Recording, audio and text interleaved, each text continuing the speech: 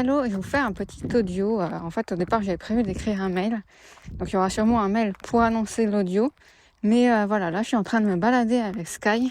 Donc, c'est plus pratique pour moi d'enregistrer en audio. Je parle juste à mon téléphone. Donc, j'espère que le son sera pas trop mauvais. Il y a un petit peu de vent. Donc, voilà, on va tester ce setup ultra minimaliste. Et donc, du coup, ce que je voulais vous dire, c'est que je suis en train de refaire, j'en avais déjà parlé, tout mon setup d'astrophoto à la maison. Donc je vais tout changer, pas tout d'un coup. Voilà, j'espace un peu. Mais là, j'ai presque tout reçu, donc je voulais vous donner un peu des nouvelles de ça. Et puis, surtout là, je suis méga contente parce que j'ai reçu la pièce que j'attendais le plus. Et ça m'a fait penser à quelque chose que je voulais vous partager. Donc déjà, pour situer à la maison, j'ai toujours mon premier setup astrophoto. Donc monture HEQ5 lourde, lunettes 80D, Evostar, entrée de gamme. Et j'avais un APN, c'est pareil, que j'avais acheté d'occasion, défiltré juste pour l'astro. Voilà, j'avais l'Asier aussi, ça c'était indispensable.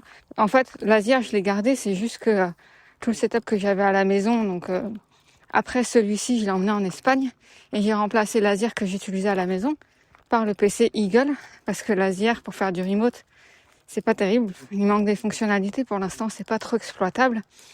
Donc voilà, donc l'Asier finalement je l'ai gardé, je l'ai encore.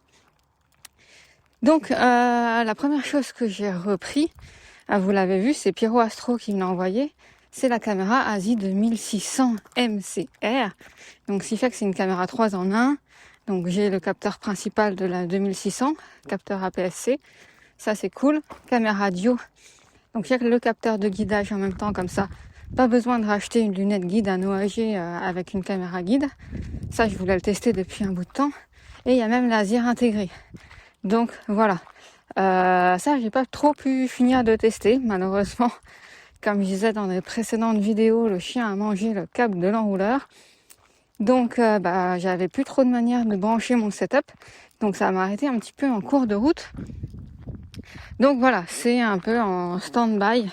Donc j'ai pu faire le test du rotateur que j'ai publié sur YouTube, mais la caméra, j'ai pas pu le terminer. Donc voilà, ça va venir, puisque de toute façon là, ça y est, j'ai le setup qui est presque finalisé. Donc voilà, ça c'est la caméra. Le rotateur, du coup, je pense que je vais le renvoyer à Pyro. C'est pareil, c'est Pyro qui me l'avait envoyé pour le tester. Je pense que je ne vais pas le garder. C'est franchement cool, je suis très agréablement surprise, je trouve que l'Asier l'ont bien fait. C'est juste que pourquoi je le garde pas, pour deux raisons. Premièrement, c'est une question de budget. Voilà, faut que je refasse tout mon setup, donc voilà, je préfère mettre de l'argent ailleurs pour l'instant. Et deuxièmement, je veux un setup le plus léger, petit, simple, transportable. Donc voilà, le rotateur il prend un petit peu de place. Et je suis pas sûre d'en avoir vraiment besoin à la maison. Si je sens vraiment que ce serait cool, je le recommanderais. Mais je vais voir sans, donc voilà, je le renvoie. Ensuite, j'ai reçu la batterie. Donc la batterie, alors j'ai pas mal réfléchi à ce que je voulais prendre en termes de batterie. Ce que j'ai finalement décidé, c'est on a fait une rencontre avec les membres du club il y a quelques mois là en Bourgogne. Et il y a un des membres qui avait amené sa batterie que j'ai vraiment trouvé super cool. Donc voilà, le truc c'est que je la trouvais pas trop sur internet, elle est peut-être plus trop disponible. Donc du coup, je réfléchissais, je savais pas trop quoi prendre. Finalement, il m'a contacté en me disant que il la vendait. Donc nickel, parce que je l'avais vraiment bien aimé. Donc je lui ai racheté sa batterie. Donc là que j'ai reçu il y a 1 ou 2 semaines maintenant, je crois. Donc voilà, ça c'est fait, donc c'est cool. Je peux rebrancher le setup. Ça va être beaucoup plus agréable en plus que l'enrouleur, parce qu'il fallait dérouler les 40 mètres, faire le tour de la maison. Enfin en fait, à côté du fait de soulever tout le setup qui était lourd, c'était le fait de sortir, de dérouler l'enrouleur qui prenait le plus de temps, qui était un petit peu pénible. Surtout en hiver quand ça caille, là encore de ce temps-là. Si j'ai le temps de m'y préparer avant, tout ça, voilà, je le fais calmement, ça va. Mais des fois, soit on est un peu pressé, soit ça caille, soit on est fatigué.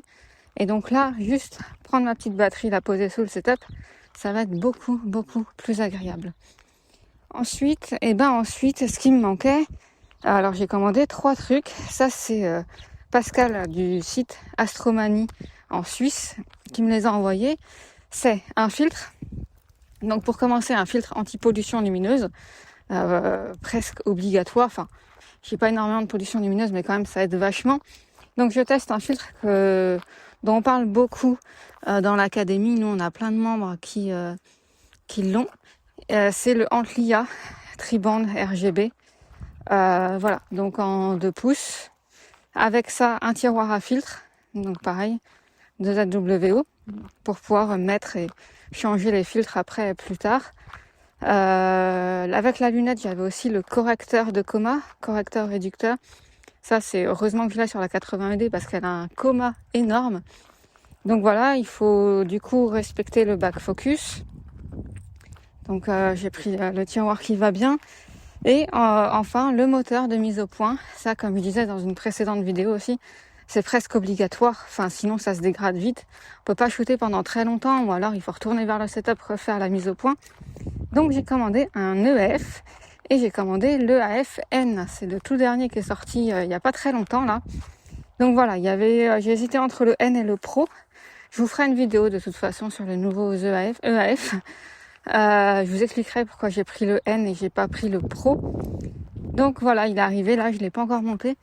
Je vais le monter, mais je vais en profiter pour faire une petite vidéo en même temps, voilà, pour mettre dans les tutos pour les formations. Alors 2 petites secondes, je rattache Sky parce qu'on traverse une route. Hop, voilà. Voilà, donc le AF. Et puis pour la chaîne optique, on a fait le tour. Donc on a la lunette, le correcteur de champ réducteur, le tiroir à filtre, la caméra.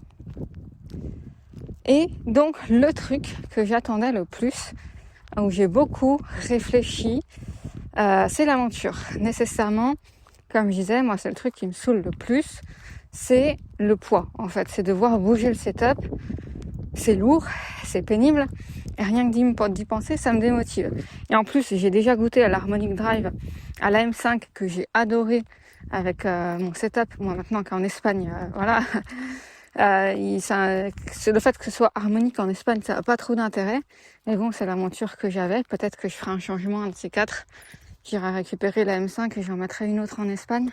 Bref, j'ai plusieurs projets comme ça de changement de setup. Je vous en reparlerai. Donc, voilà. Monture harmonique, je l'ai reçue aujourd'hui. Je suis méga contente. Du coup, j'ai mis la lunette directement dessus. J'ai tout monté. Juste pour voir, en fait, pour soulever. Et voir, et là, waouh, c'est super léger, ça se transporte à rien, enfin c'est vraiment génial. J'ai pas encore re-shooté avec le setup, mais voilà, j'ai hâte. La monture, malheureusement, je ne peux pas vous dire ce que c'est. Alors, je vous laisse 2 petites secondes, il y a un tracteur qui passe, voilà. On va traverser avec Sky, donc voilà, la monture. Je peux rien dire, c'est assez frustrant. En fait, c'est une monture qui n'est pas encore sortie, que j'ai la chance d'avoir en avant-première, avant qu'elle sorte réellement. Bah, justement pour pouvoir la tester et puis pouvoir faire une vidéo dessus. Donc, il va falloir attendre un petit peu. On a des dates estimées de sortie, donc on verra. J'espère qu'elle sorte dans pas trop longtemps, que je puisse vous montrer ça, faire des vidéos avec le setup, etc. Parce que de toute façon, tant que la monture n'a pas été officiellement annoncée, je ne pourrai pas faire de vidéo et montrer la monture. Je respecte mon engagement de confidentialité. Ok. Et puis voilà. Tout ça pour dire, du coup, la base à laquelle je voulais vous faire un petit message, c'est vraiment ça. Alors c'est un truc que je répète souvent, mais je le revois là, c'est tellement important. Le fait d'avoir un setup agréable qu'on a envie d'utiliser en fait. Qu'on a envie d'utiliser parce qu'il est beau. Alors oui, je sais qu'il y en a qui s'en foutent. Ils font des setups multicolores, soit parce qu'ils trouvent ça beau, et donc là, pas de problème entre guillemets, ou en tout cas, on est en accord sur ce point-là, soit parce qu'ils s'en foutent. Et là, bon, bah encore une fois, chacun fait ce qu'il veut. Mais Sky, allez viens. Mais voilà, on fait de l'astrophoto. L'astrophoto, il y a un côté science, mais il y a un côté art. Il y a de la beauté en fait. Donc, avoir la beauté dans son matériel, pour moi ça rejoint ce pourquoi on fait de la photo en fait. Bref, chacun son point de vue, c'est mon point de vue personnel. Mais voilà, là ce que je voulais dire c'était surtout qu'il soit agréable. Là mais j'ai 10 fois plus envie de sortir le setup en fait. C'est tellement léger. Je prends ma monture avec tout dessus, hop, je soulève ça pèse rien. Je le mets dehors, je prends ma petite batterie, je la mets en dessous, j'ai un câble à brancher, bam, c'est fini. Ça n'a rien à voir.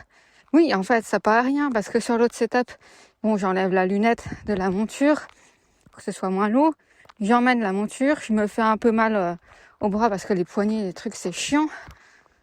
Voilà, c'est rien. Oui, on peut évidemment faire de l'astrophoto sans un setup super léger, etc. C'est une question de priorité, de personnalité aussi, de qu'est-ce qui est important pour vous. Mais ces petits trucs-là, en fait, ces frictions-là, si vous en avez pas mal, c'est un des trucs qui peut faire que vous allez pratiquer moins, voire au bout d'un moment que vous allez abandonner. Là, je donne l'exemple avec la monture parce que moi, je le vis là tout de suite. Mais il y a des tas de trucs comme ça.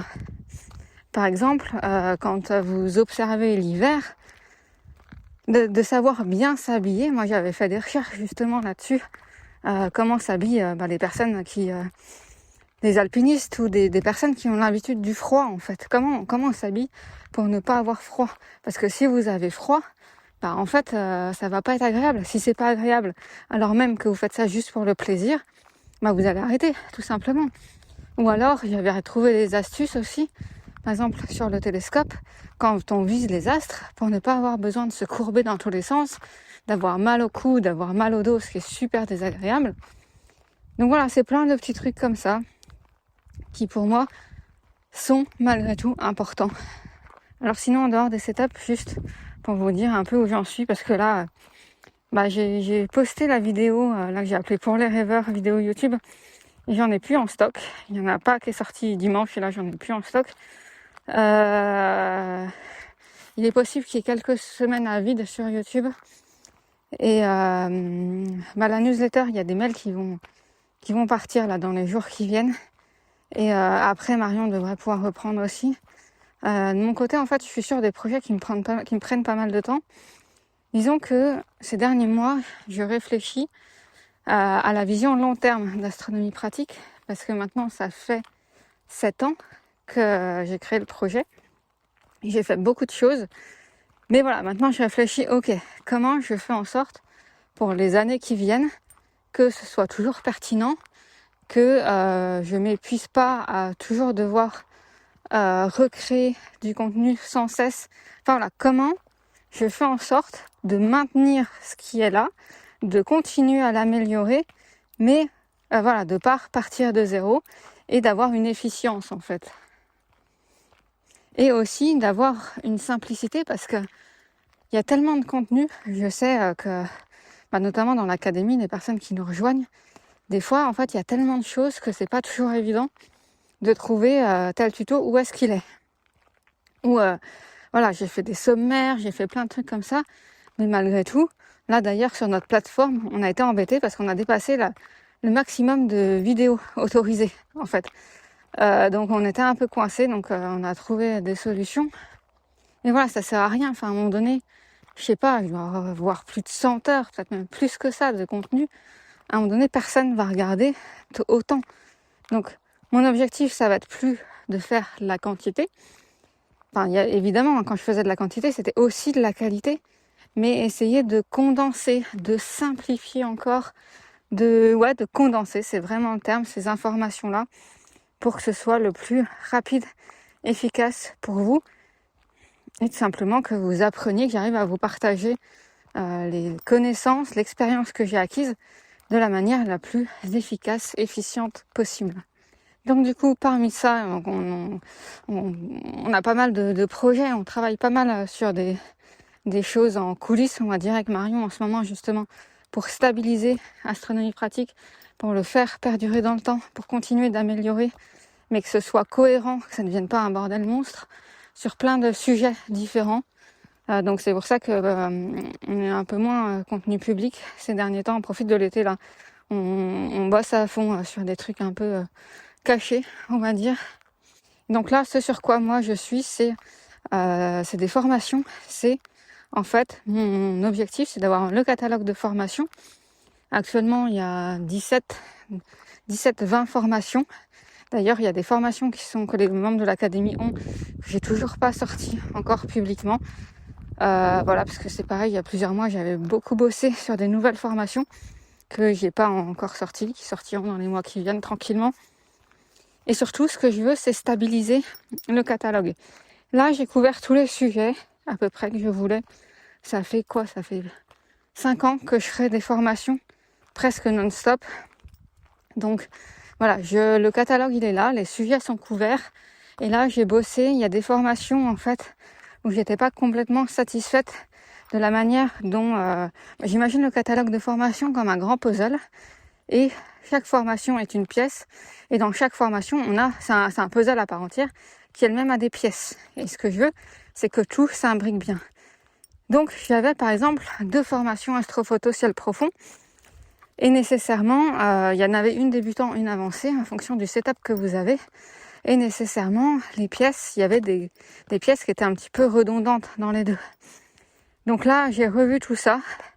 Je vous en parle, mais je suis en plein dedans. Vous le verrez pas, vous, ça va pas sortir tout de suite. Ça sortira plutôt à la fin de l'été. Mais voilà, je bosse pour uniformiser tout ça et avoir quelque chose de pérenne. L'objectif, maintenant que les formations sont là, ça va être, quand il y a à les mettre à jour, ça va être simplement de les mettre à jour. Quand vous achetez une formation, les mises à jour sont offertes à vie. C'est-à-dire que, par exemple, vous prenez la formation autoguidage, s'il y a quelque chose de nouveau, je mets à jour la formation autoguidage. Je ne recrée pas une formation.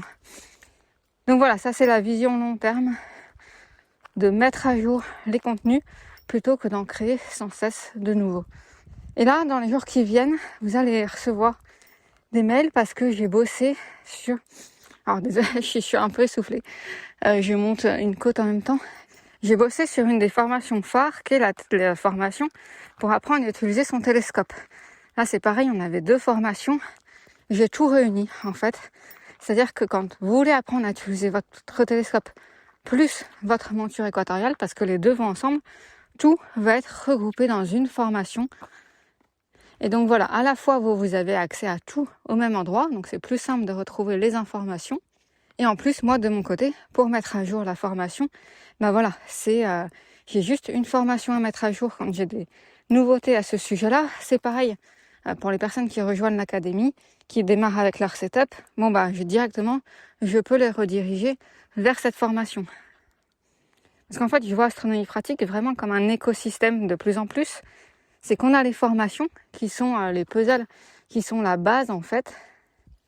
On a l'académie, et donc l'académie s'appuie beaucoup sur les formations, puisque dans le club, les personnes qui rejoignent l'académie ont accès directement à toutes les formations.